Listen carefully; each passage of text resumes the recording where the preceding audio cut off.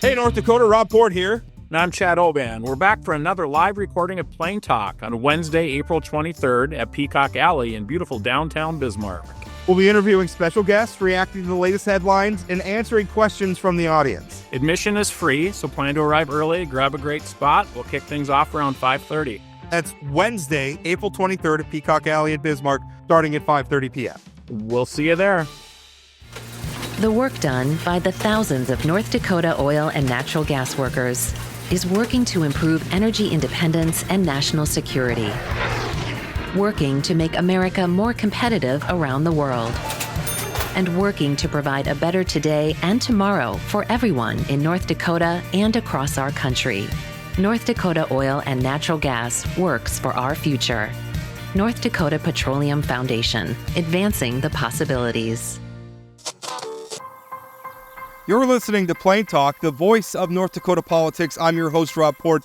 If I sound distracted, it's because I've been busy covering this story all morning. I'm joined by my co-host, Chad Oban. He's right of center, I'm left of center, both sides of the political spectrum. I think it's cathartic. I think it's a necessary and proper debate. I'm glad we're having it. And honestly, we have to do better. Okay, I don't know why I'm getting blamed for this, right?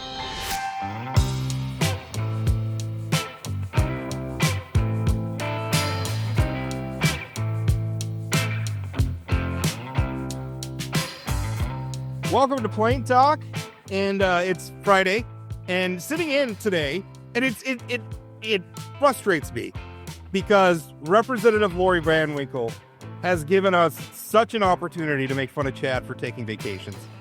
Although Chad's not technically on a vacation, I always like to say he's on vacation when he's not on the show. Although he's going to be hosting it without me for the first time coming up later in May. Ew, you're letting him do it? Yeah, he's going to do it on his own. So look forward to that. I'm gonna be taking the day off, so you can make fun of me for being on vacation. Of course, when one Oban is out, we often replace him with another Oban. Former Senator Aaron Oban. Aaron, thanks for coming on. Morning, Rob. Thanks for filling in. If Chad is always on vacation and if I then end up filling in, we're never on vacation together, which is problematic from my perspective. Yeah, yeah. Well, that would be problematic. Also joining us is a gentleman who, for some reason, is stuck in my mind, serves in the North Dakota House of Representatives, but he does not. He is a senator. Senator Jeff Barta, currently serving his first term. He was first elected in 2023 in the North Dakota Senate. He is from Grand Forks, and we wanted to have him on. And a couple of hot votes in the Senate yesterday, Senator Barta. One vote regarding parental rights, and another vote concerning bathrooms. Now, you voted for the bathroom bill. And I gotta say, I'm a little confused about what that bill does, because in the previous session, we did pass a bill regarding gender and use of bathrooms. In your mind, as someone who voted for this, what does this bill do that one didn't? Remind me of that bill number again. I've got to get it square in my head. So I didn't pull up the calendar. Okay, the bathroom bill is 1144 from this. Okay, correct? Yep, yeah. So it didn't sound like there was very much debate on the floor about it. So I don't really blame you for maybe not necessarily remembering. But I too was sort of wondering what does it do? I feel like there's been plenty of time that's spent on this issue last session, maybe the previous session. So for me, this came down to the establishment of the rule. That's how I based my vote on it. Is we had the law, and the case of one school district outright saying I wasn't going to follow the law. So that was my big rationale for my vote on that bill. So in my mind, that's what I based my opinion on. So it's the enforcement mechanism. And my understanding is this does allow, because what you're talking about is the Fargo Public School District. And I think that was a pronoun bill that but you were afraid that districts wouldn't follow the previous bathroom bill. And this one allows the North Dakota Attorney General's office to investigate alleged incidents of noncompliance, and they could be fined up to $2,500 by the courts for noncompliance. You felt that was important. I felt compliance. Anytime we start issuing a penalty, I want to look at it, and my take on it is, that's why we have judges. It's up to the courts to determine that. But from the standpoint of following the rule of law, that was my rationale for that vote, primarily. So I have a question about that.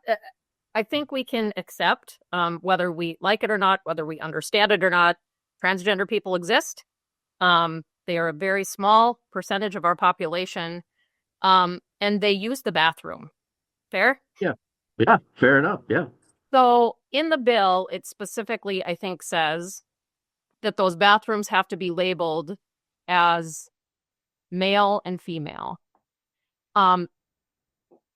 So if I will go beyond saying if there's a student, because we tend to get really obsessed with kids. What about adults who come into the school for a basketball game who happen to be transgender? Now they can't use the restrooms either? I'll be honest with you, Aaron.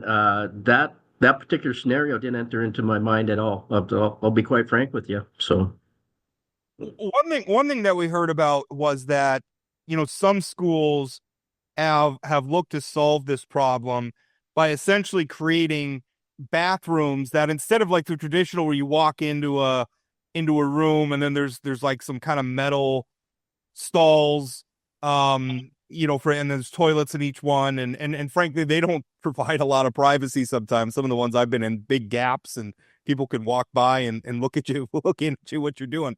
I don't like that so much. So what they've solved is they've gone to sort of unisex bathrooms, where it's an area where each toilet stall is essentially its own little room, and there's a full-on door. You shut it, you're in there, there's complete privacy. Would this bill prevent those sorts of bathrooms?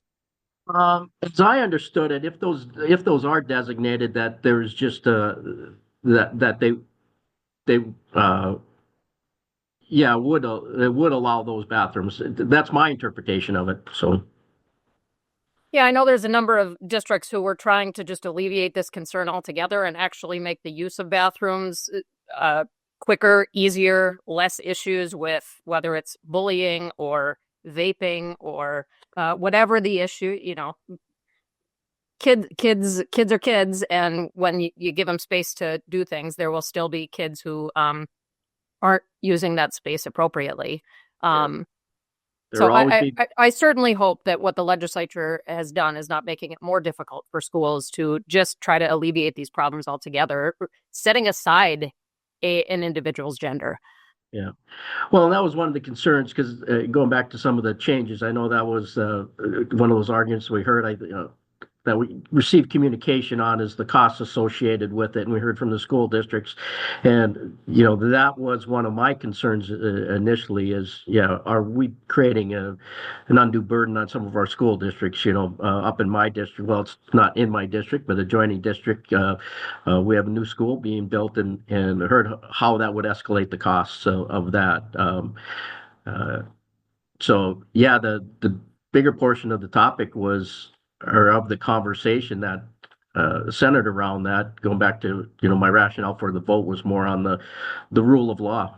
So, well, I am somewhat persuaded by that, because I think even if the legislature passes a law I don't agree with, I do think we have to follow the law, and obviously the courts can weigh in, and there's lawsuits and everything like that. I was really concerned and didn't like, and even to the point where Representative Twite in last session on the floor ended up reading one of my columns. How odd is that, given that he and I don't agree on a lot of things? But he was reading one of my bills because I didn't think it was right for the superintendent of Fargo Public Schools to just say, we're just not going to enforce that law. It'd be one thing if he said, we think we're going to challenge it in court, if they think it's unconstitutional or something like that. Fine, that's their right. But I just the blanket, like, I'm not going to follow it. I didn't like that. Yeah.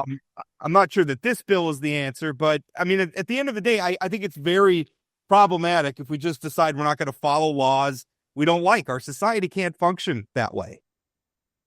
That's where, when it comes to the vote and you start going through those things, you tend to, everyone's different on what they place the focus on. And in my particular case, that's what caught my attention and my eye, and thus the vote. So, yeah. I don't disagree with having to follow laws, even if you don't like them. Can we switch gears over to I mean, it's being dubbed the parental rights, maybe specifically in a medical office setting, bill. I would rather call it an anti-child right or I mean, there's for me, how many times I'm listening to the parental rights discussions. At what point does a small human also get their own rights in some of these discussions? But there was a long debate on that bill, Senator Barta. Yeah, certainly didn't expect it to go that long. I knew there was going to be some robust discussion, and yes, some very emotional testimony, which led to it. But and I was approached, but obviously as one of the sponsors of the bill was visiting with me beforehand, and I out and out told him, coming from the medical background, before I got into the legislature, I worked as an athletic trainer, so. One of the big concerns I had was establishing these interfering with the ability to deliver medical care, and the notion of, hey, we have to disclose what questions we're going to ask, and from the provider standpoint, when you're evaluating someone, you got a decision tree, and you don't know all the questions you're going to ask. I mean, your line of questioning changes based on the answers that you're receiving. And again, probably the most compelling part of what we heard yesterday was, are we inadvertently harboring people who are abusive? And, because if, what were some of the statistics? 1 in 6 males is abused, and most of the time that is from a family member.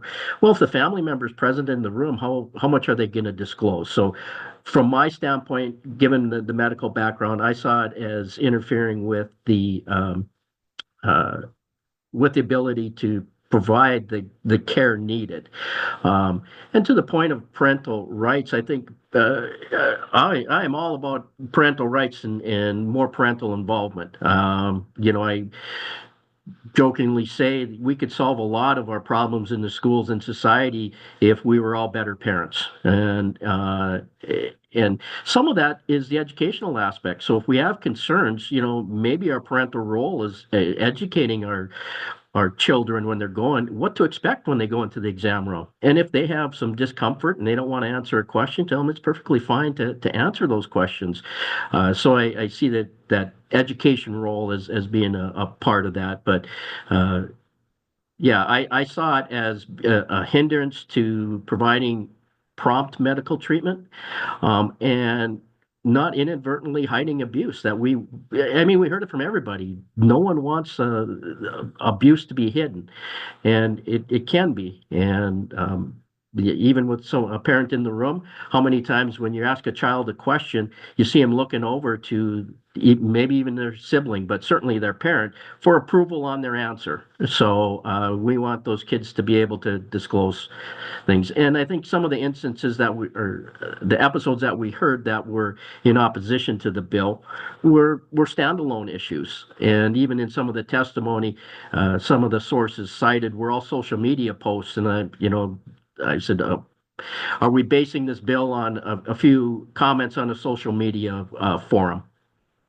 Not trying to dunk on you there, but well, the legislation was House Bill 1450, and it would have clarified that a parent or guardian had, quote, full, complete access to the examination room of a minor who's getting health care. And I don't know, I had never thought, I consider myself to be a very involved parent, but I have never had a concern when one of my children, my 2 oldest children are daughters. And so sometimes when I would take them into the doctor's office, it's appropriate for dad to step out during certain parts of the exam. And I never had a concern about doing that at all. I never wondered what the doctor was asking them or anything. And I didn't have anything to hide. This is not something that bothered me at all. And it was kind of funny because right the same day that this passed, I was reading in the New York Times a story out of Connecticut where it was a 32-year-old man was discovered in a house. A fire department had responded to a house fire, and they discovered a 32-year-old man who was 68 pounds, and they discovered that man had been kept prisoner in that house by his parents, at the end just his stepmother, since he was 12 years old. And reading through the story, like the efforts that school officials went through, and there were welfare checks, and police went there, and I don't know what the full story on what the breakdown was or how they weren't able to do more to get that kid out of that situation. But to me, what that story illustrated is, even in some of the most extreme examples of abuse and neglect, it's hard to make the case. We have lots of parental rights in the United States of America, and I'm not looking to erode them at all, but we do need to balance that with the idea that some parents are not good parents. Some parents, not all, most parents are good parents.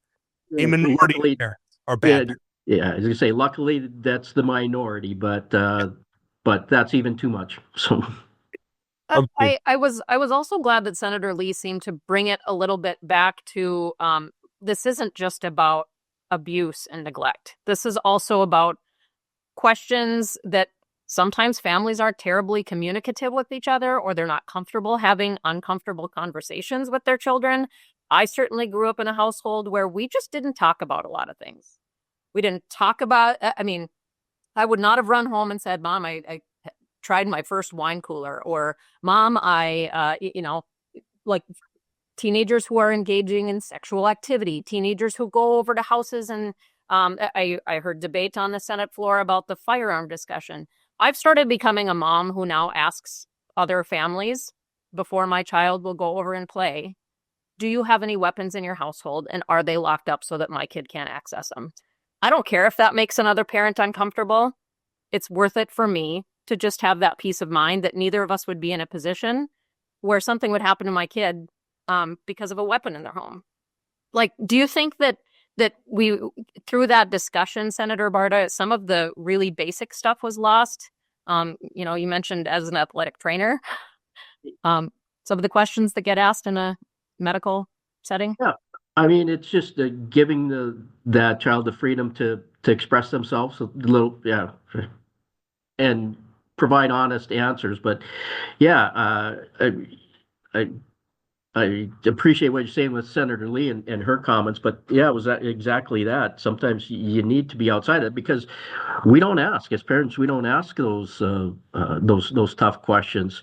I always tell the story of my wife and daughter and the relationship. My wife was the true parent in our home, because after our child came home from the hospital, she decided to stay at home. I mean, she was a preemie, and so there was concerns about where we're going to get the care we needed. But I tell the story to people all the time, that communication with your child and establishing that trust and just spending time. Sometimes we get too busy, we get caught up in the world, but they had their routine. And fast forward to when she was probably a junior or senior, and it might even been at a graduation gathering of one of the others. And the mother of one of my daughter's friends told my wife, you know more about what's going on in my child's life than I do, because my daughter would come home and spend time with my wife, and they'd share what happened, all the things that preteen and teenage girls are going through, and they would talk through those things. So she heard a lot about what was going on in other people's families. And that really struck me as to, the importance of communication and that time spent with kids right after school. And now, not everyone can, that's difficult for people to do these days. Mm-hmm. There's no way around it, but there's ways to spend time with your children. And I think that's crucial in our society today. Well, just one final point on this. My dad was a police officer when I was young, and wasn't the person taking me to doctor's appointments and stuff was my mom. And my mom had raised 4 daughters, and then along came a son who was very different. Agreed. There were things growing up that I didn't, things going on with me that I didn't necessarily want to talk to my mother about, right? Sure. And so sometimes being able to get a little privacy with the doctor as a child and have mom out of the room where I can, maybe talk about something was valuable. And it was completely innocent. There's nothing nefarious or anything going on. But, as a young boy, sometimes you don't want to talk about a certain thing in front of your mother. right? It's about privacy. I don't think there's anything wrong with, understanding that kids are minors and they're under, they're being raised and the parents have a responsibility for that. But on the other hand, also recognizing that they are individuals and they do have a limited amount of rights to privacy and things like that. So, the other bill this is a bill that you sponsored, and I know you're passionate about it. Senate Bill 2398, regarding the establishment of military impact zones and military compatibility committees. Now, this is passed. I'm assuming, I got to tell you, I have a feeling this might have something to do with the Fufang debate and the Grand Forks Air Force Base. It's easy to go down that pathway, and there's no denying that that was part of it. But it really started the initial conversation that was the genesis behind this was more related to potential wind farm developments. And I was approached, say, hey, we need to look at this. We have concerns about how that might impact in our case the Grand Forks Air Base. And I said, well, why is that? So I started diving deeper into it, and I've got a 3-inch binder full of materials from it, because I started asking questions. If I just don't want to create a bill with arbitrary numbers, I was looking for some data points as to why we would need this.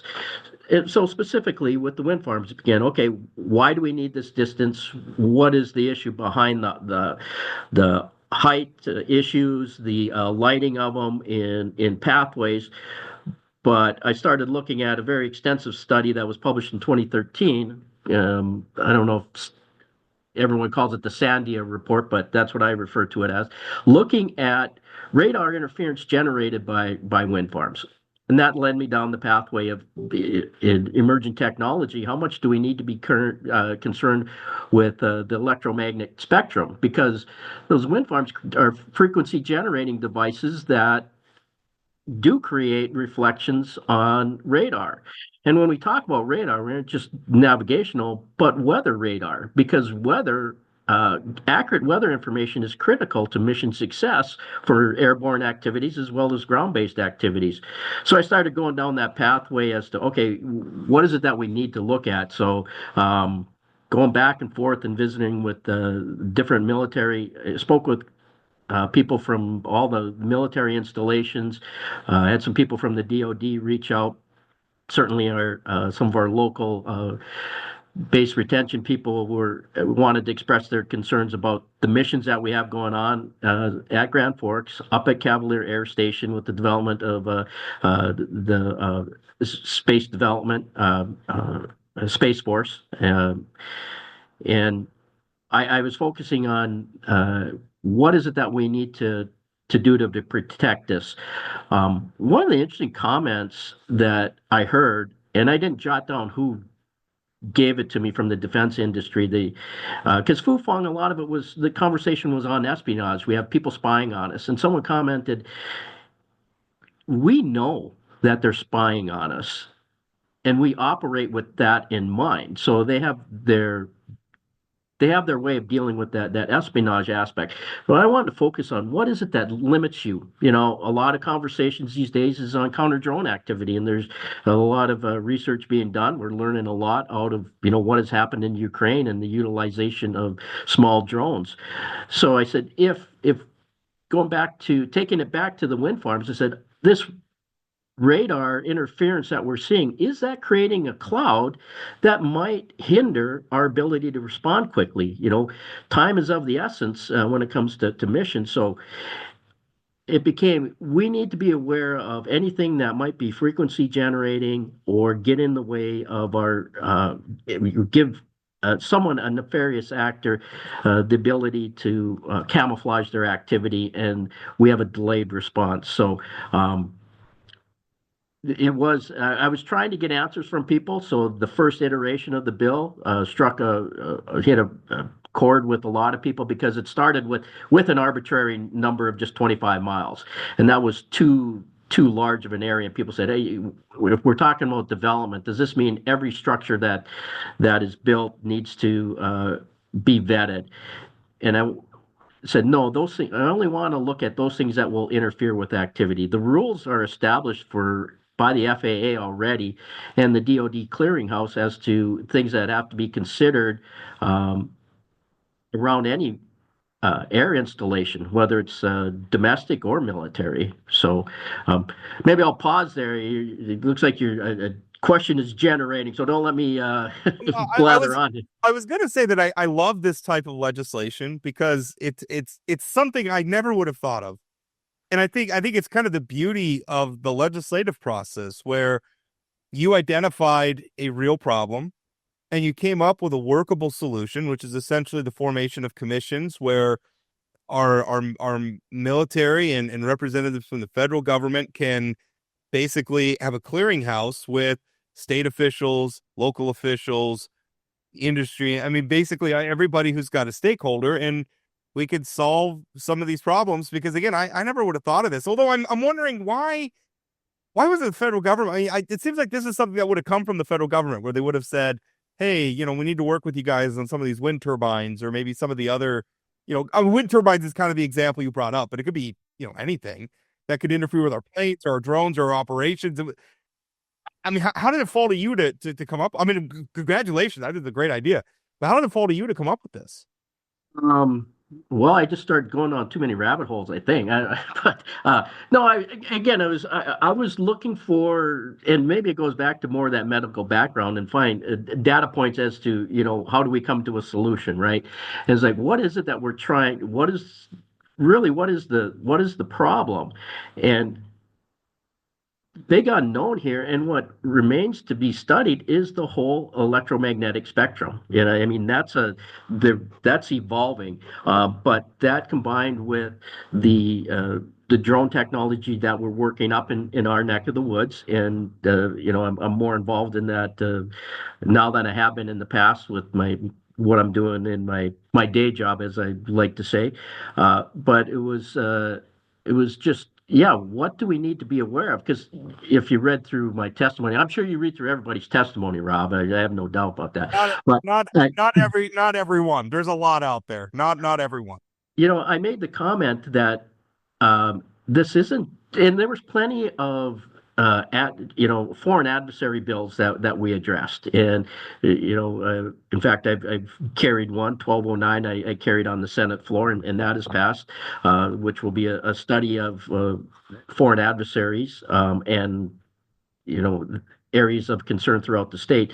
But it isn't just foreign, because we could have a domestic activity that is very well intended, but it has a consequence that could hinder our military mission. So it was a conversation I had with a researcher that really made me focus on, if we're talking about a military impact zone, it isn't just a geographic area that's arbitrarily picked, 10 miles, 15, 25 miles. Each mission of the military installation is so specific to their operations, or their operations are specific to their mission. The mission at Grand Forks is completely different than the Cavalier Space Force Station. The dual mission that we have in Minot, and that's an even larger one, the area that covers. And that's going back to some of the siting issues, and with the wind farm development in the Northwest and in that corner of the world, and the number of missile sites, those rules are established. So going back to why the committees, I think there was a lack of communication. And I've said this publicly in our local paper, not pointing fingers at anyone, but everyone felt that they were going through the process that they needed to. But there was a gap there. I think there were some miscommunications, and not just with Fufang, but some other developments. And everyone thought they went through all the channels, but something was missed. And I said, I wanted to create, the intent with this was to create some rules and say, a playbook, if you will, say, these are the rules. And most of them, the vast majority of them, are already established, but not everyone is aware of it. If we're talking about something being approved at the township level or the municipality level, a lot of our townships don't have the resources or the knowledge of the impact that a mission might have or a development might have. They're saying this is something that we think would be great for our locality. I But sorry. no, Well, I couldn't agree more. We got to wrap up the interview there, Yep. but it's just when they think too of the Fu Fang debate, and I think it was a proper debate. I mean, as we ended up finding out, I mean, it started out people are like, this is a conspiracy theory, and at the end, the military told us, no, this is a real concern. But the way that debate happened, I don't think was very fruitful. I think it could have been done so much better, and if we had the infrastructure in place, something like this, where there's a clearinghouse where people can come to and have conversations about these things, it's so helpful. It's good policy. It's been signed by the governor as of 3 days ago as we're recording this. So congratulations on that, Senator Barta, and thank you so much for coming on the show. Thanks, Senator. Appreciate it. It was a pleasure to meet both of you. Hey, if I could ask you a question, Rob. Yeah. Because my wife knew when I'd be listening to you, because I used to whistle your theme song. Why did you change your intro music? You will have to blame our producer Matt. Okay. You liked the whistling one? I liked it too. That's why Yeah. Well, I just I would whistle it periodically, and sometimes I get the sideways glance from my wife, like, "What are you doing?" So, well, I thought it was catchy, but we have a producer now. I have people taking the labels off my water bottles and baking me cookies, so I'm highfalutin now, and we got a new theme show. oh, I didn't realize you had an interior position, but I so. No. Senator Barta, thank you so much for your time. You're welcome. You guys have a great day. See ya.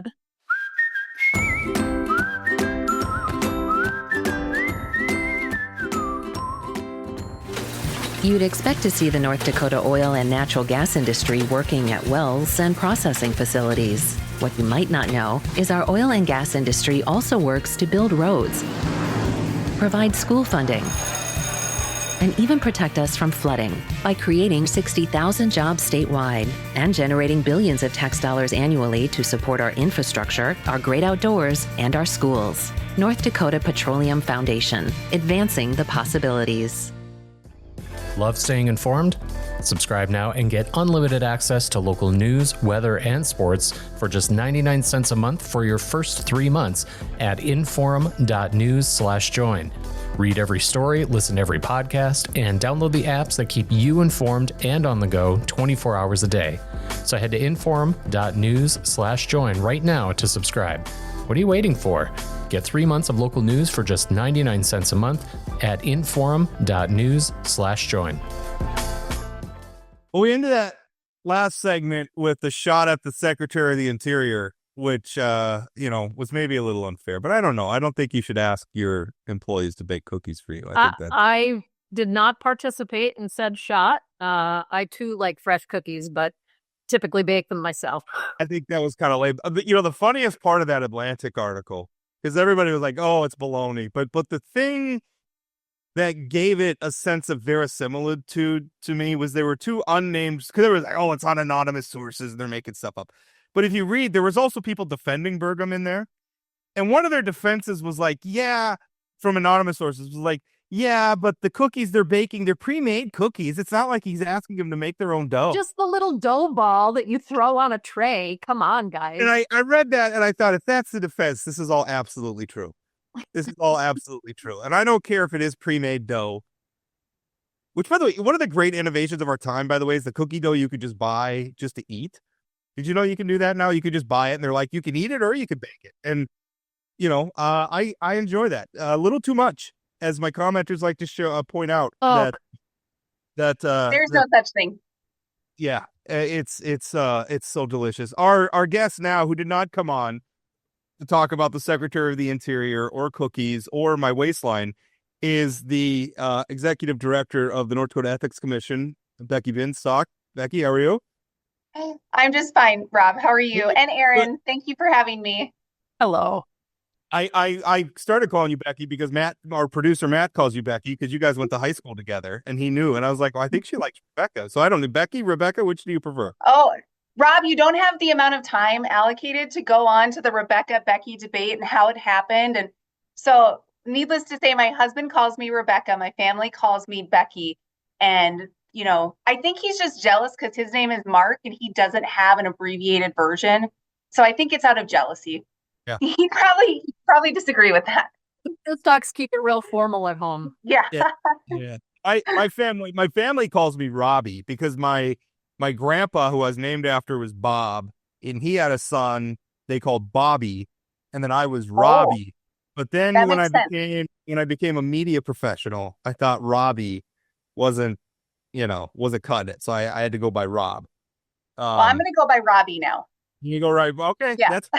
that's fine. All right. Again, did not have you on to talk about this stuff. We had you on to talk about the Ethics Commission budget, which a House committee made some pretty big changes to your budget. Now, I will admit, I have not followed it. We're at that time in the legislative session where things are happening fast and furious. So I don't know if anything's happened since. But what they have done is you wanted a full-time staff member to do education, which you had talked to me about before, and which I thought was a good idea from the perspective of I would like to head off ethics problems, and especially the sort of quote-unquote ethics problems that are kind of inadvertent, right? I'm not real interested in ringing people up because they made a paperwork error or something like that. Like somebody who just they forgot something or it's just an honest mistake. Let's prevent some of that stuff. I thought that made a lot of sense. The other thing they did is they want a 6-month deadline for processing the complaints. Now, I will say that seems a little quick. I don't mind the idea of a deadline, but to do the two together, to say, well, we're not going to give you a new staff member and we're also going to put you on a deadline, these seem to be working at cross purposes. Do you want to run us through some of this and how your commission is reacting to some of this? Yeah, let's start with the education FTE, right? So the education FTE, yeah, Rob, you and I have talked about it in the past, right? That if we have education early on, and a lot of what we deal with or a lot of what we see is people who you're trying to make a fast decision. Aaron, you probably understand this. You're in the legislature, you're trying to make a fast decision. You may not, you kind of need what we call ethical awareness as you're going into something. And so if we have the ability to have somebody who we can be getting communications out from, if we can have somebody who's educating stakeholders, right? Because we have not just public officials, but we have lobbyists, we have, when we say public officials, a lot of people always just think, okay, the legislature and elected officials in the state. It touches everybody who's appointed. So everybody who's appointed has to follow those ethics laws. And that is about, now this is before I know that there's been some cuts to boards and commissions, but it includes all those licensing boards in the state and getting out and getting education to them. I can go and talk and our general counsel can go and do stuff, but we need to have a more strategic approach to education instead of, Logan and I setting up our makeshift stand or things here in our office to get the word out. So that is why we asked for the FTE. Now, Aaron and Rob, the Senate gave us that FTE. They agreed. They said, yep, this is a good thing. It's going to prevent some of those issues where we just need more education and more awareness, right? And so it came over to the House with that included. And so during the House subcommittee discussions, there was a lot of questions about, do we need that? Do we need an education FTE? I think one of the arguments was, well, complaints are going up, so it seems like it's not working. Well, that might in fact be true, but we haven't thrown a whole lot of resources at it. What we've done is we've thrown what we can for free at it and tried to get it to work instead of having a more strategic approach. So yeah, I'm not going to stand up here and say we were able to prevent a lot of complaints, but I can say that I do think legislators are starting to see that they have, legislators in particular and other entities as well, right? They're starting to see that maybe we do have more conflicts that we need to manage. And managing those conflicts is where that education person comes in. So it came over to the Senate that way. And then in the House, they did cut in the E&E subcommittee. And then yesterday, there was a full House appropriations meeting. And they also then followed the recommendation from the subcommittee. And they cut the FTE. And then they also added this 180-day deadline, right? A 6-month deadline. And basically it says that at the end of 6 months, you have to have it closed. So Rebecca, will you just give listeners some perspective? How big is the existing staff at the Ethics Commission? So we have 3 staff members. It's myself as executive director. We have a general counsel, and then we have an operations administrator. So we have 2 people that work on substantive stuff and then 1 operations person. We were fortunate this legislative session to get a legislative intern, so another attorney-minded person to help us out. That has helped us. But we are addressing an uptick in complaints, and we have essentially 2 people who need to be working on those complaints. But we also have general counsel duties that our general counsel does. So that is kind of the boat we're in, right? We have limited resources. When you say uptick in complaints, how big is the uptick? Yeah. So this is something else that we've been talking a lot about this legislative session. So if you look at complaints, so the Ethics Commission was put into place by the voters in 2018. It really didn't start holding meetings and doing stuff till the end of 2019. I think it was like September or October. So they started getting complaints in 2019, and I'm looking at my sheet because I have the data. But in 2019, and I think, Rob, you've reported on this too, there really wasn't a whole lot of activity. In 2021, there was 9 complaints. In 2022, there was 14. 2023, we had 15. 2024, we had 41. And so far in 2025, we are at 63. So that's especially between 23 and 24, that's a huge uptick. Are they legit complaints? Sorry, what did I say? 2024 is an election year, I think, as well. Honestly, I was just going to ask, Yeah. what might you attribute that big of an increase? And were they legit complaints? Because I can also see people being like, I want to be pissed at something, I'm going to send it in, and it might not even be anything that the Ethics Commission can deal with. Mm-hmm. So in 2024, we talked about this at a public meeting. I believe it was in July or August of that year. We had a significant number of complaints that were related to election type things that were happening. If you remember, the primary season was, I'm just going to characterize it as different. I think I've used the word unique before, right? Where there were some tactics that weren't seen before. So we did have that was happening in 2024. And I think some of that maybe fell over into 2025 as well. But then we also do in 2025, now we're looking at a legislative year. Some of the, current complaints, I anticipate in legislative years, we're going to be a little bit higher because there's a lot more going on. There's more decision making, that's more public. But having the ability to meaningfully address those complaints and ensure that people are understanding what the underlying issue is, because some of them get back to what Rob talked about earlier, that they just don't see it or understand that there is a potential conflict, that you shouldn't have walked out with a bottle of wine or, something like that. And it really comes down to education. So if we look at, if we look at how many complaints the commission has gotten rid of, we've had a total of, I need to check my numbers now.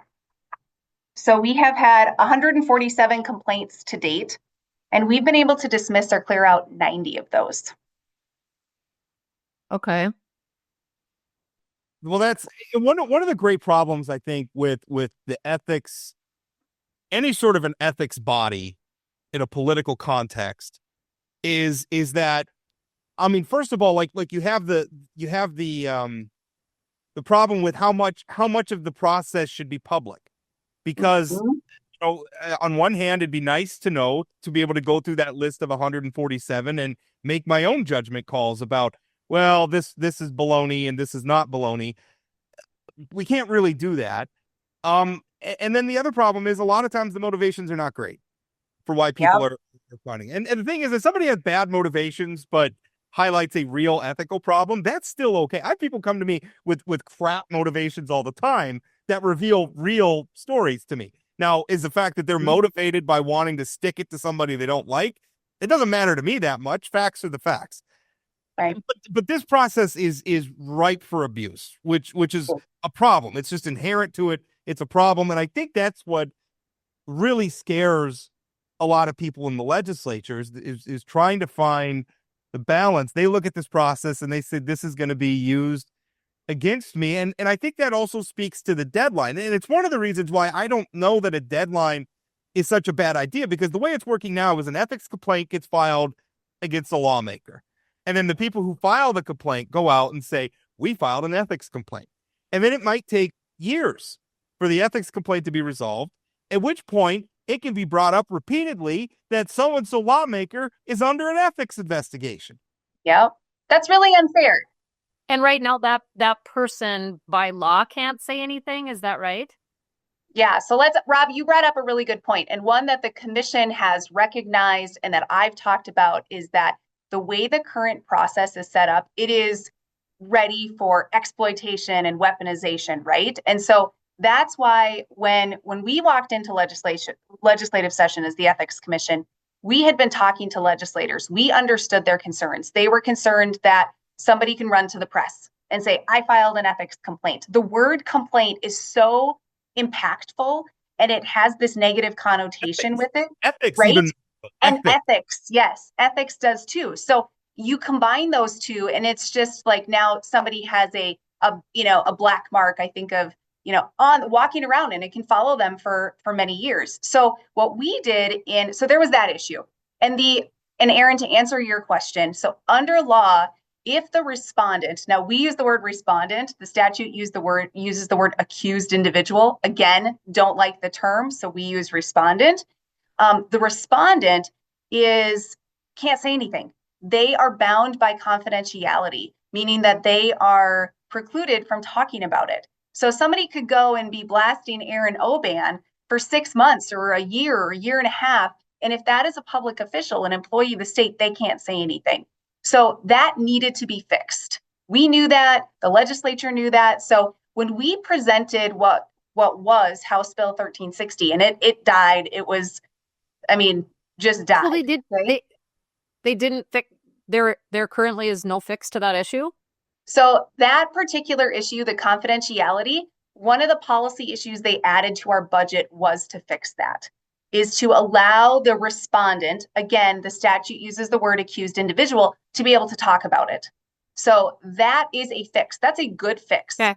Yep. We've identified that as a First Amendment problem for months, that the respondent, the person against whom a complaint is filed, should absolutely be able to talk. If it was me, I would have just started talking and say, take me to court, because I will challenge this every day. I will look great challenging this stupid statute in court. Yeah. And Rob, we probably would have said, hey, we're on their side because it's a First Amendment issue, right? So they should be able to do that. That has been the commission's position for a while. Now, keep in mind, the commission isn't the one who put the confidentiality statute in place. That was put in by the legislature in 2019. So we abide by that. Now, as the commission, I should not be able to hand out information related to a complaint, and nor should other state employees that learn information about a complaint. That shouldn't be able to be handed out. And that's really because somebody, and I think the idea behind the confidentiality is that it stays confidential unless there's an ethical violation. So that, I think I'm okay with that as long as the respondent can talk. And so that is a positive thing that we see in the substantive or the policy amendments that got put on our budget. But as to the 180-day deadline, that's an interesting. By the way, I don't know that 180 days is the right number. I feel like we could give more time. I do like the idea of sometimes there's got to be a finish line. Mm-hmm. There does, yes. But I think the way to get there is, instead of creating a deadline, create a better process. Create a better process that allows outs along the way and allows the commission to meaningfully resolve a complaint and say, yep, okay, you shouldn't have voted on that, or you made a mistake, but let's give you a warning, right? Let's assess a fine in some instances and wrap it up. We're right now in the complaint process. If we establish that we have jurisdiction, we then move to mediation. Mediation can take a little bit of time. We have found it to be extremely unsuccessful because you can have somebody who brings a complaint who has maybe ill intentions, right? But it might be a legitimate issue, but they bring that and we're trying to mediate that. At that point, we haven't investigated. We don't open our investigation until after mediation closes. So let's say mediation is unsuccessful. there is an option to close a complaint at that point, but we really haven't investigated anything. So we don't know what there is to close. How can you close something before you look at the facts to see whether it's something you should close or not? So if we were to do that at that point, which is something that has been said, well, they have the ability to close a complaint.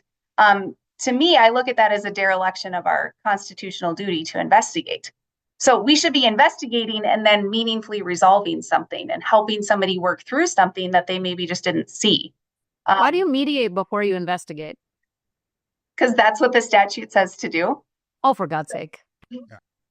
Yeah. So that is one of the bottlenecks that we were trying to address in House Bill 1360, is that it shouldn't be between a complainant and a respondent that we try to mediate. And we're sitting there and we have to be neutral. We have a duty to stay neutral. But many times you kind of want to be like, all right, we're just going to, let's move this to an investigation so we can close it up because this isn't going to work. Yeah. That process is broken. Well, it's incredible to me that they also had the opportunity to fix some of this and opted not to. And I've heard 1,000 times that appropriations committees don't do policy. And now because apparently the policy committees have opted not to address some of these issues in those committees, now appropriations is getting into policy. And I disagree with that too. Becky, I wanted to ask you something because after the House committee acted, they cut the staff member, they added the 6-month deadline, 180-day deadline. The commission issued a statement, and I'm going to quote here because I think the wording is very interesting. You called the changes, quote, a roadblock intended to hamper the commission's work. Now I'm going to quote from Article 14, Section 4, subsection 1 of the North Dakota Constitution, which is the Ethics Amendment, that it says, laws may be enacted to facilitate, safeguard, or expand, but not to hamper, restrict, or impair this article. I feel like the use of the word hamper in your statement responding to the House committee was not an accident. Are you alleging that the committee is potentially violating the Constitution? It certainly has been a discussion. It wasn't brought up by only myself or pointed out. We look at all of, we interact with Article 14 on a daily basis. We read it. I can show you my copy of Article 14. It has all these notes and scribbles and legal analysis. And that is something that stood out to us. And I also think Carla Rose Hansen is the one who pointed it out specifically. So if you just put a 180-day deadline on something, I think the idea was, or the marketing of it was that this is somehow a tool that you can just, wrap something up in 180 days. And I don't think of it as a tool. I think of it as somebody telling you to row faster, but then they're putting, drilling holes in your boat at the same time. So it's really difficult when we don't have sufficient staff, when we don't have tools. We have a process that is problematic, ripe for weaponization, time consuming, and then we get a deadline put on it. So I think if you take it in the aggregate, I think the commission statement kind of speaks for itself. It's like the all things considered. Yeah. This is how it can potentially impact what the Ethics Commission is to do based on our Constitution. Right. And there are ways that deadlines could facilitate the process, right? Like if you have, and we have those, you have to provide notice within 30 days. If you say you have to wrap up mediation within 90 days, or you have 90 days to mediate it, right? But once we're moving into an investigation stage, just putting a hard deadline, you can have somebody that just doesn't respond, even if there is an issue, and then you just dismiss it. That really ties the hands of the commission. I agree. I think a deadline is a good concept, but if you're going to implement it, it's got to be a reasonable deadline. Maybe even in some ways a flexible deadline. And also it's got to be coupled with giving the commission the sort of resources it needs to meet the deadline, because otherwise you're just hamstringing it. I mean, if you've got a skeleton staff and you give them a 6-month deadline you are giving the people who the complaints are filed against all the incentive in the world to sandbag. Just sandbag. Yep. And to filibuster and to fight, knowing that they can run out the clock. And then if you don't have the facts, you're obligated by the law to do things. Just dismiss something. Yes. So, and then Rob also, oh, sorry, Aaron, go ahead. I apologize. No, when Representative Nathy brought that amendment forward, I heard him talk about how this was done in consultation with legislative leaders, with the Attorney General's office, with the governor's office. Not once did I hear him say it was also written in consultation with the Office of the Ethics Commission. Were you at all consulted about this 180 days? Because much like you and Rob have just been saying, in theory, it's nice, but in practice, does it work? And you guys are the practitioners. So were you consulted at all on that? On the 180 days, no. Okay. We were not. So the first time I saw it was when I received the amendment that it was contained in shortly before or during, I can't remember if it was before or during the hearing or the committee work that they did where they introduced the amendment. So no, nobody consulted the individuals who are interacting with this process daily. And what's frustrating, I guess, is that we presented a process earlier in session that would speed things up and allow us to work through cases and resolve things in a more meaningful way. And they said no to that. Which I assume you brought forward after a few years of now trying to figure this out.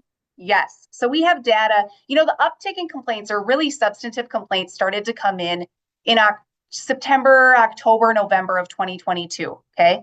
I started in September of 2022. It is not at all related to the fact that I started. Okay. It was just happenstance. I generally don't believe in coincidences, but I believe that one was. So anyway, so we have data from 2022 to, the middle of 2024 where we're going, this is not working. So when we were preparing for legislative session, we went, okay, we need to fix before we can address, primary elections, how we can address other corruption type issues in our state. We first need to fix this process. And so that was when we went to legislative leadership. We worked with legislative counsel and we said, okay, these are your concerns. You've brought us your concerns. You've communicated those. We're gonna give you guys something that we can hopefully try to reduce the weaponization, improve the process, and it didn't work. So we really came into legislative session with this collaborative, holistic approach to this, and unfortunately, it didn't go anywhere. I think the legislature is making a terrible mistake here. And I've had a role in some of this because I'm one of the people that when people file an ethics complaint to, they come running to me, showing me their paperwork and everything, saying, I just filed an ethics complaint and I want you to write about it.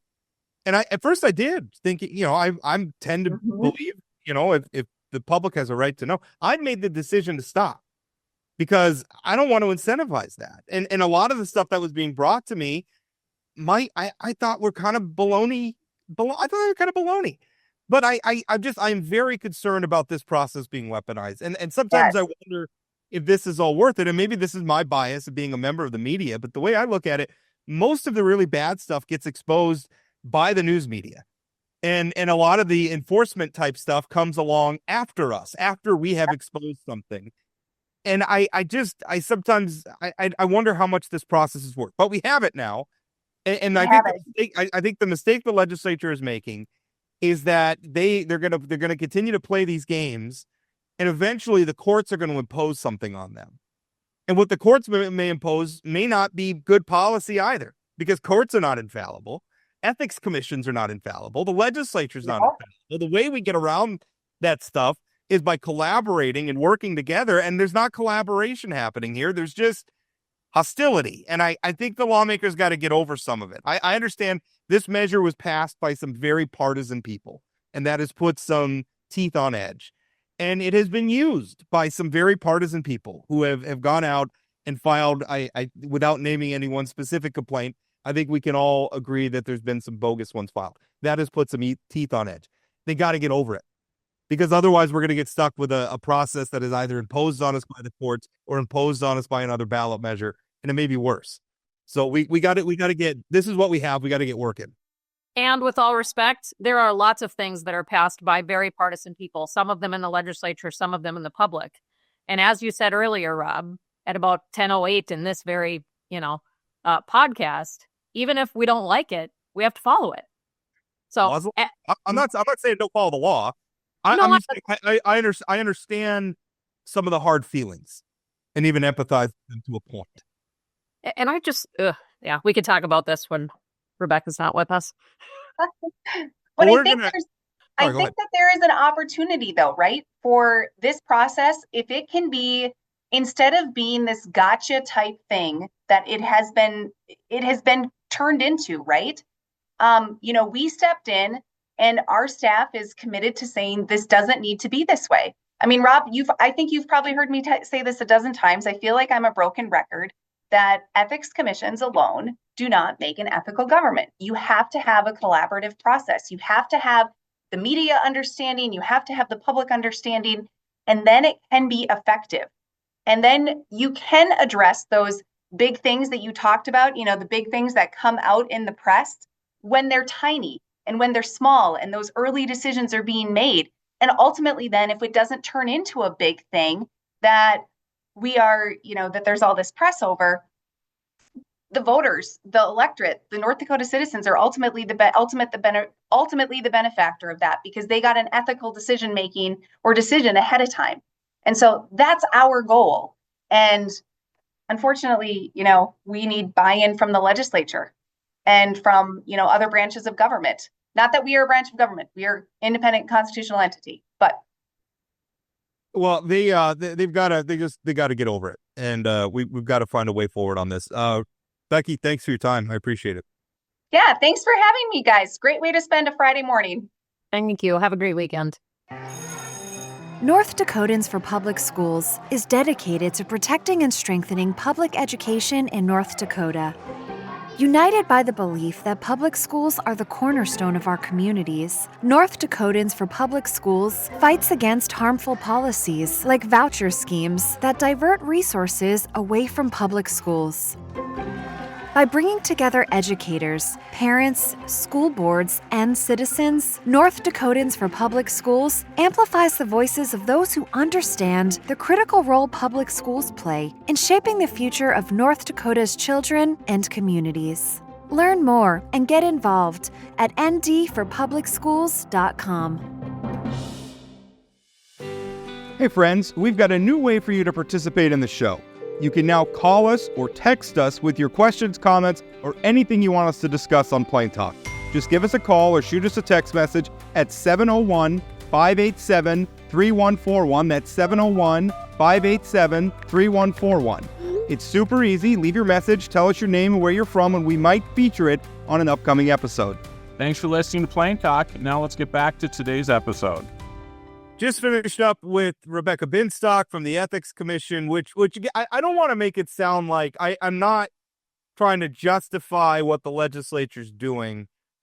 I oppose the ethics measure, and I don't know that it's a dynamic that's helpful. That being said, the voters approved it, and so we're obligated to try to make this work to the best degree that we can. And I'm not convinced. I think there are some people in the legislature that don't. For even for motivations that I even understand, that they're concerned about it being weaponized. I think you even hear Becky Binstock saying she's concerned, and it has been weaponized. I'm concerned about it. But the thing is if they don't work to make the process better, that's all it's ever going to be. Is this? I completely agree, and I guess what hearing you say it maybe this is just a thing that doesn't really help. It doesn't work. Almost every other state has some sort of ethics commission, right? And has had it for much longer than North Dakota has. Yeah, Chicago has multiple ethics commissions, and look at how many of their people have been put in jail. I think ultimately, like the controlling variable for what constitutes ethical government is the quality of the people that the voters are choosing to elect. It doesn't matter how many ethics commissions you have. If you vote for unscrupulous, dishonest people, you're going to get unscrupulous, dishonest government. And there's not much an ethics commission is ever going to be able to do about it. Well, I certainly agree with you there. And at some point, I really hope that North Dakotans take a really hard look at the quality of people, no matter the level of government. This is not about partisan politics. No matter the political party. Absolutely. No, I mean, no, whether it has a partisan label on the ballot or not, we should want high quality people who want to make their decisions with a bit of an open mind, who want to come into discussions genuinely interested in learning more. I mean, I really like to prove my own opinion wrong. I mean, that's kind of what I'm looking for in conversation. And I'm not sure that we get that kind of debate when we just elect all the same type of people, or all, it's like there has to be some give and take in these conversations. And that requires quality people to have them. And we could do a whole show about why Democrats aren't winning in places like North Dakota. Well, you always manage to throw that in. So well, it's part of it though, right? I mean, Republicans win in North Dakota. Our last show, we were talking about deep-seated problems in the process behind who ends up appearing on the ballot as a Republican. There are problems with that. There absolutely are. I'm not dunking on Democrats. It's part of the dynamic. Oh, yeah, it just sort of is what it is right now, and it's unfortunate. And I tell people all the time, what I'm interested in is North Dakotans really showing interest in who are my options, and I want options, because right now, in a lot of places, they're not showing they even want options. Right. And my point of bringing up like my feelings about the Ethics Commission from the beginning is to illustrate that even somebody like me, who thinks that Article 14 of the North Dakota Constitution was a mistake, even somebody like me is saying, okay, but we're still obliged to make it work. That is not an excuse to just sally forth and make stupid policy around it. We have it. This is the hand we've been dealt. We've got to make it work. And some of the things we're doing, I mean, a lot of the stupid things we're dealing with right now, where they've got to do mediation first, like you're concerned about how long the process is taking. Okay, well, you're the ones who decided to put the cart in front of the horse by having mediation. To me, the way it's set up, the losers aren't the public. The losers are the very people who are saying they don't want. Like, you have the ability to fix it. Right. Fix it. Yeah, they made a lot of dumb policy, and they should admit the error and fix some of it. But there's just hostility to it down there, and I wish they'd get over some of it, because my perception of Rebecca Binstock is that she's somebody who wants to do this for the right reasons. It is not looking to be a gotcha person. But if we don't set the rules right, there's no guarantee that the person in her position is always going to be somebody who's not a gotcha person, or that the current members of the Ethics Commission, who, by the way, are political appointees, are going to be every bit as prone to having their own. I mean, depending on, and I'm not trying to cast stones at anybody who's in that position currently, but we might get some bad actors in there at some point, and if we don't have strong processes in place, they're going to have a field day. Yeah, if the rules and the processes are broken, it doesn't really matter who's sitting in those seats. Yeah. Fix the rules and the processes to work to your point. It's in place. It exists. Make it the best that it can be. Right. So the other thing I wanted to talk, can I ask you, switching gears completely here before we run out of time, can I ask you if you ever took we alluded to this a little bit, but you served in the legislature multiple terms. Did you ever think, and I tease Chad about taking vacations all the time, and I do it because I love him, and it annoys him a little bit, and that makes me happy.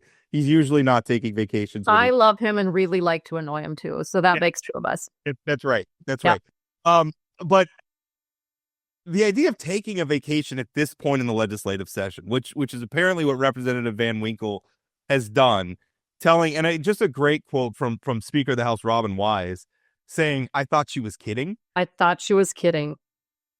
Which I think like the weariness with which he said it to me is emblematic of like the hard work. I mean, be as cynical as you want about the legislative process.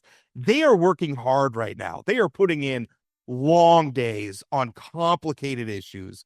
And to have somebody who's like, I'm going to Colorado for a week to take a vacation. Yeah. Speaking of weariness of the Speaker of the House, have you listened very much to House debates? I don't Representative Wise's deep sighs into the microphone. I don't ever want anybody but Robin Wise to be the Speaker of the House. They make me laugh. Because it's when somebody, like, it's been a long debate and somebody's getting up for like the second time. Or and you can just hear it. Like, no, and it's like, done. it's like Representative. I call their name. No, I don't want to call anything out specifically, but to your earlier question, would I have considered taking a vacation at this point in session, let alone at any point in session? No, I would never. Given we are capped at an 80-day legislative session every 2 years. I felt that it was a pretty important commitment I was willing to make.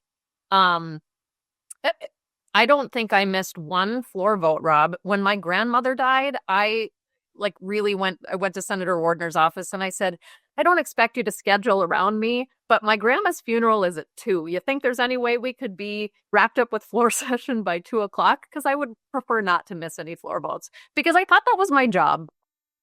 I'm not in the legislature. I just cover this stuff. I was sick earlier this week. I was sitting at my desk, like not feeling well at all, I ended up taking Tuesday off, trying to make myself work because I feel committed to it. Like I have a responsibility to do this. I'm not even an elected official. This stuff is really important. And the arrogance, I feel like to take, and again, I'm also really sympathetic when people miss days. I don't think it's automatically bad. People get sick. Of course. There are real reasons why people miss days of legislative sessions. Of course.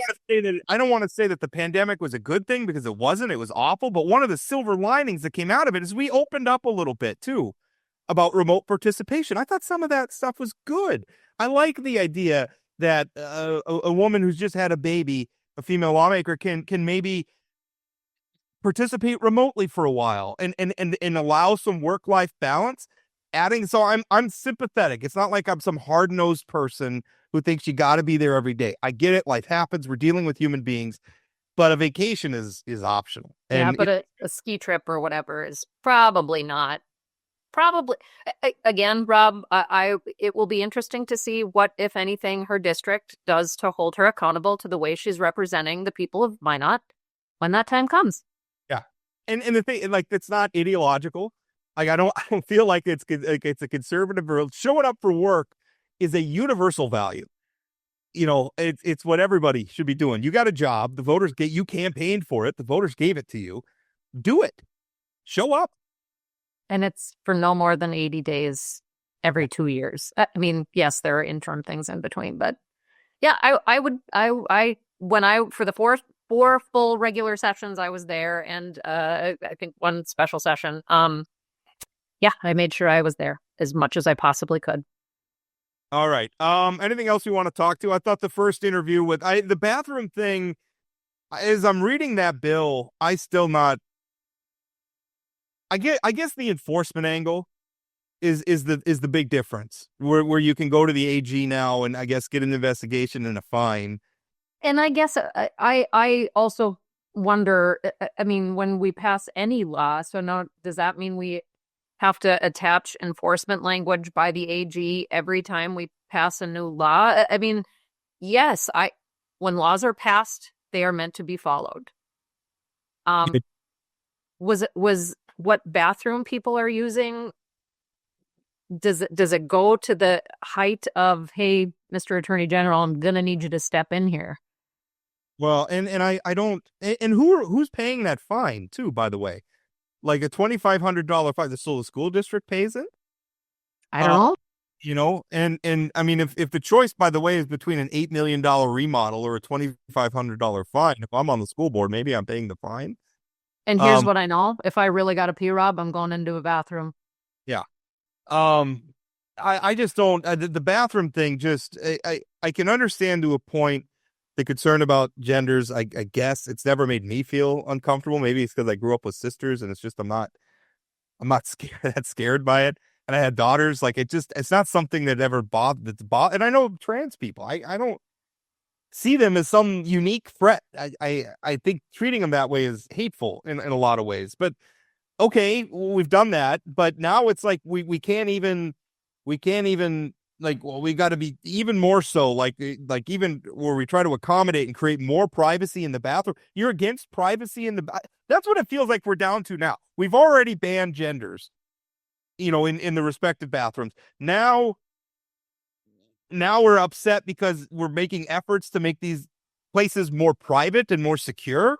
And you're against that too? Like it's exhausting to me when I feel like there's such an obsession with these hyper small issues that are the target of very small population, and just let it go. I think it was Representative Ista that said, like, you won the battle, man. Let it go. Yeah. The other thing, the parental rights thing, which, you hang that term out there. I don't know.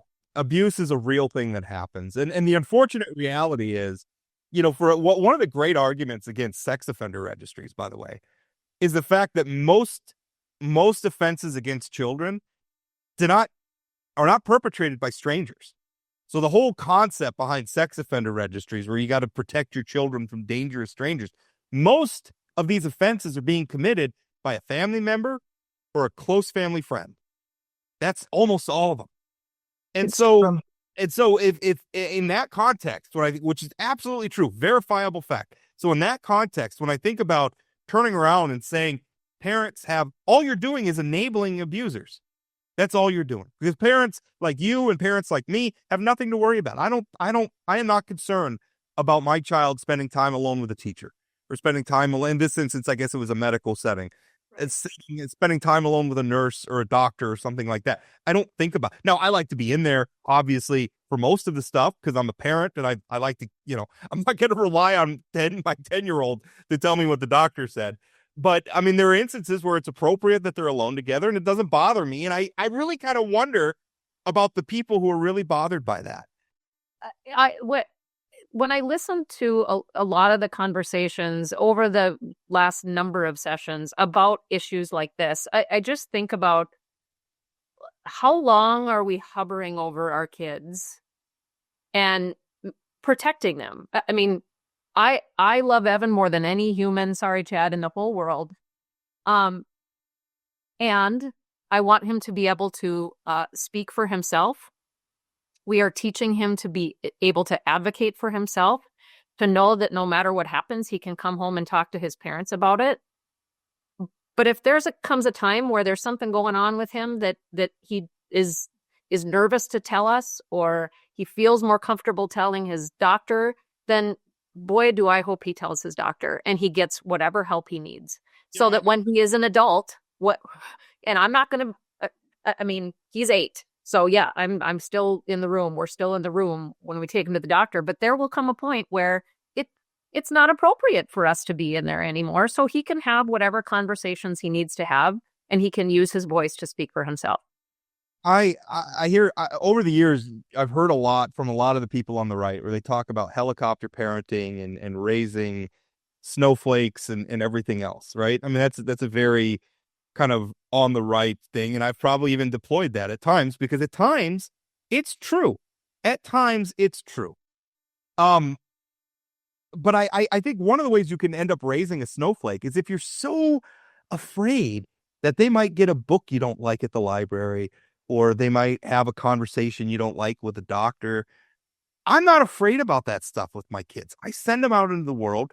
I'm a backstop for them, where if they need something or they run into a problem, dad's here and mom's here to help them out. Or to help, hopefully guide them through uncertain situations. But I want them to live in the world. I want them to read things that make them mad sometimes. I want them to have debates with people and to, I don't want to say I want them to get angry, but that's a part of the life experience. And conflict is normal. It doesn't have to be, I want them to have conflict, because to know how to deal with it.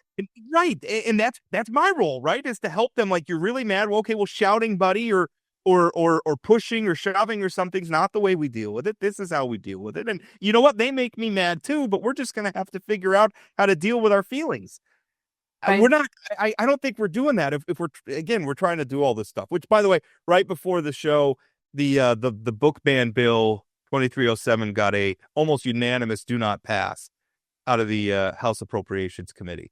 Did you listen to any of that debate in front of appropriations?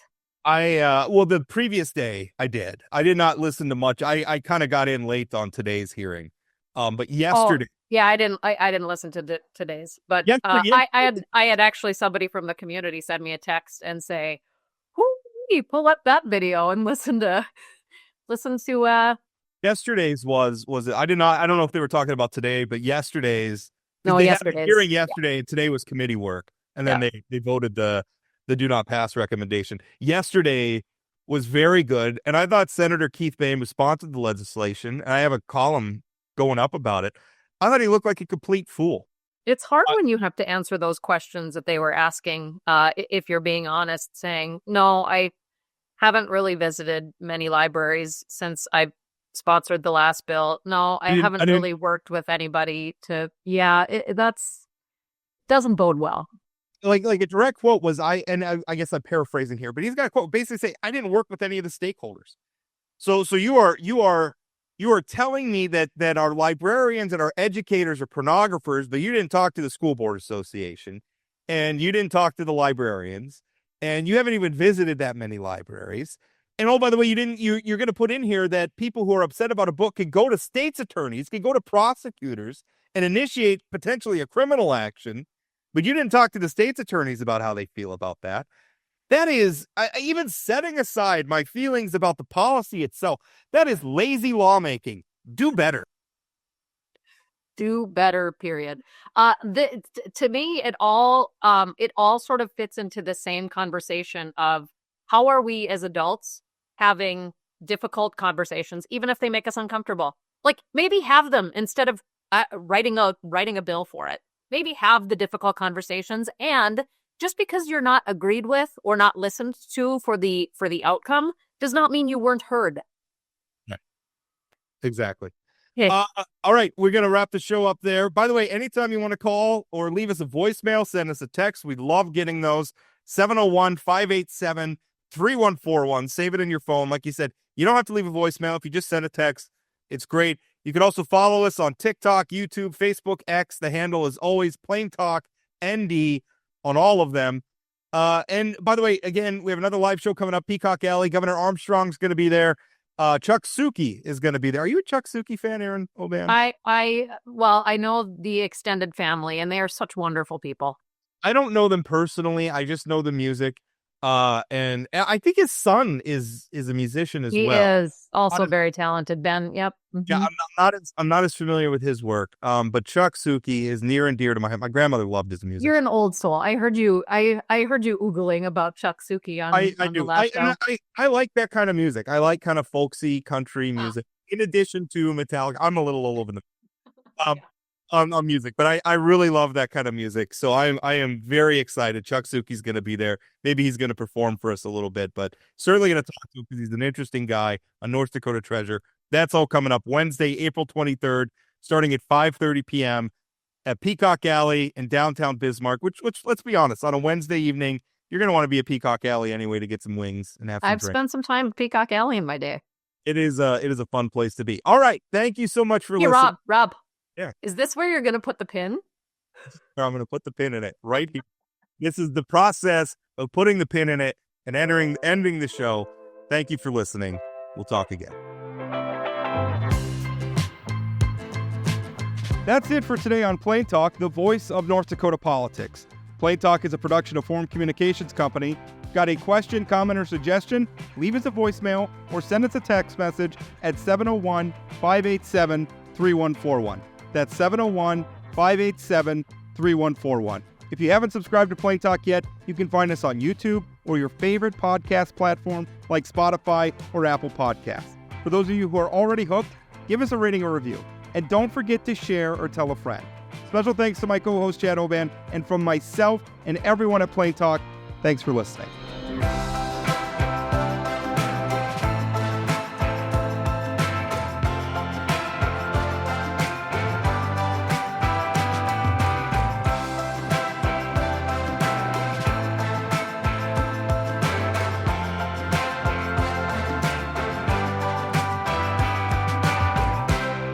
And my mom had raised 4 daughters. And then along came a son who's very different. Agreed.